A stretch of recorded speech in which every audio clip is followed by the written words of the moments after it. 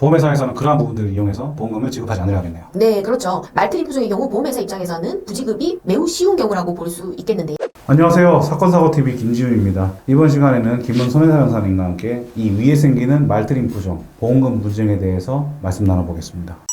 오늘은 이 위 말트림 부종에 대해서 알려주신다고요. 이 위 말트림 부종 어떤 종양인지부터 말씀해 주시겠어요? 이 위 말트림 부종은 얼마 전에 가수 윤도현 씨께서 진단받고 투병 생활을 하셨다고 밝히시면서 조금은 유명해진 종양인데요. 이 위 말트림 부종의 경우 위선암에 이어 두 번째로 흔한 위장의 악성 종양이라고 합니다. 위암의 경우 대부분 선암이기 때문에 위 말트림 부종은 위암의 약 5%에 차지하는 흔치 않은 종양입니다. 이 종양의 원인은 뭔가요? 헬리코박터 파일로리 균이라고 들어보셨죠? 이 헬리코박터균 감염과 자가 면역 상태가 위 점막의 반응성 말트를 생성하는데요. 이 파일로리 균이 원인이며 이 헬리코박터균의 제균 시 말트림 부종이 반응하거나 소멸하는 경우가 있다고도 알려져 있습니다. 위 말트림 부종, 보험회사와 왜 분쟁이 있는 건가요? 이 위 말트림 부종의 경우 C88.4 코드가 진단이 되는데요. 이 진단의 경우 면역 증식성 질환에 해당이 되어 일반암 및 계약에 따라서는 고해감까지도 해당되는 경우가 있습니다. 단순히는 고해감에 해당되고 보험금이 많이 지급되기 때문에 분쟁이 많이 된다고 볼 수 있는 건가요?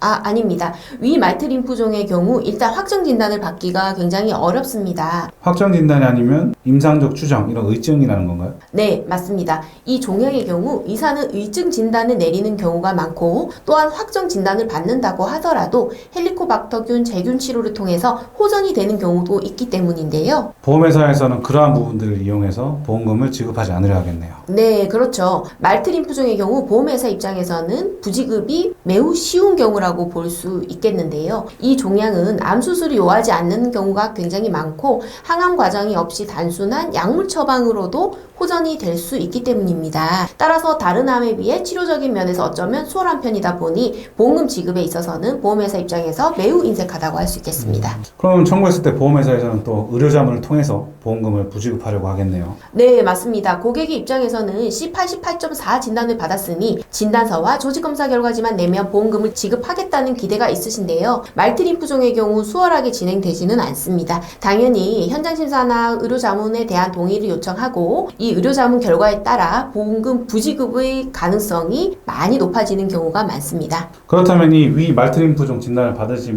분들은 암 진단비를 못 받는 게 맞는 걸까요? 일단 종양의 경우 단편적으로 말씀드리기는 어려운 부분이 있습니다. 종양의 특성을 이해하여 다각적으로 보험금 지급이 가능한지 부분을 먼저 검토를 해야 하는데요. 즉, 위 말트림 부종 진단을 받으셨다면 내 상태는 어떠한지, 그리고 진단은 의증인지 확진인지, 보험은 언제 가입했는지, 주치의 판단은 어떠한지, 치료 내용은 어떠한지 등 다양한 내용을 통해서 검토를 해보셔야 합니다. 개별적으로 자세히 사안을 검토해 봐야 알 수 있는 거네요. 단순히 이제 C88.4 위 말트림 부종 진단을 받았다고 해서 보험금 지급이 되는 게 아니다 보니까 고객분들 입장에서는 참 억울하실 수도 있겠습니다.